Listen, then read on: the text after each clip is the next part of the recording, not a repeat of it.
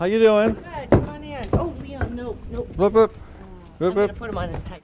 All right. So you guys come on in. Hi. Hey. This is Eric. They said that they needed a wide swath of land to go through for this pipe, but it was pretty shocking once I saw how much earth they dug up. And they had one pile of earth on one side and one pile on the other. But that one pile was so high and it sat there so long, it eventually looked like a little mountain. It grew all kinds of plants and buttonweeds and things on it. Then they brought the pipe in and they assembled it above the ground. Then they eventually set up some structures to lower it into this big trench that they dug.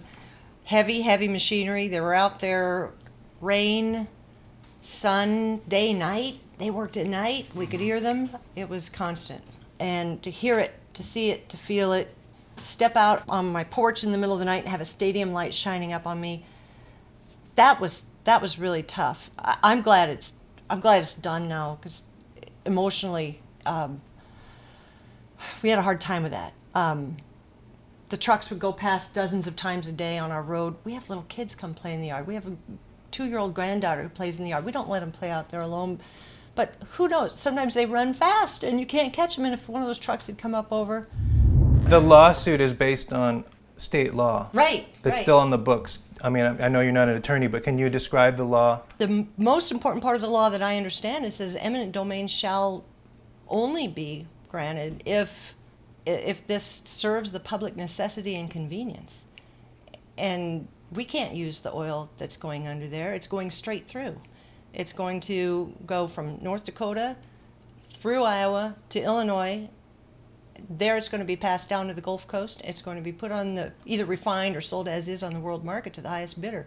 We won't ever tap into that directly. You're supposed to be protected by a state law that says that when the government seizes land for the quote-unquote public good, I assume they meant Iowa's good. It should be Iowa's good. Yeah. And I'm not isolationist. I think what's good for Iowa and everyone is good for everyone. I mean, I'm not even against eminent domain.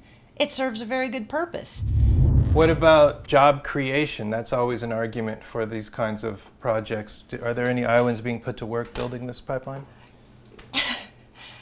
They promised 2,000 to 4,000 jobs for Iowans in writing. They promised it. It's on their fact sheet. They promised all these jobs, yet they will not tell us how many jobs were actually created.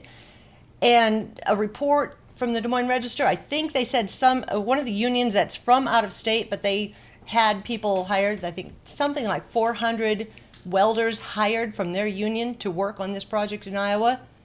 I think they said 11 of them were Iowans. 11. And every time I drove past that work site, I saw Wisconsin, Minnesota, every license plate but Iowa, until finally at the very end, this fall, when they were cleaning it up, they had the whole thing buried, graded over, and they had planted some grass seed on it. I saw some Iowans working on it. They were spreading straw.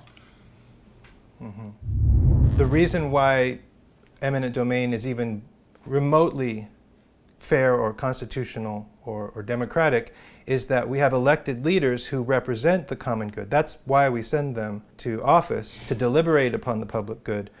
I'm ready to say something. Did that happen here?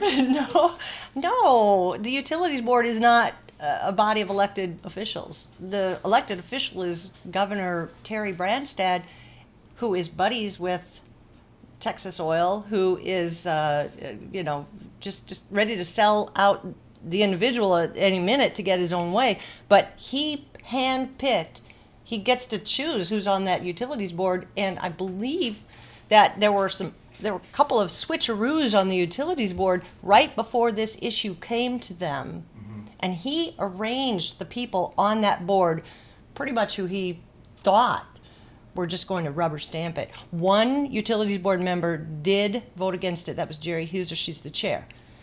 But one of the utilities board members actually said during the discussion, during their deliberations, they were talking about climate change. And he said he really didn't think that he should comment because it might hurt his chances of running for office. Mm-hmm. You're saying that the governor basically reconfigured what is it called? The Iowa Utilities Board. To rubber stamp this. It looked like it, Mm-hmm. because suddenly there were changes on that board right before this issue came to them.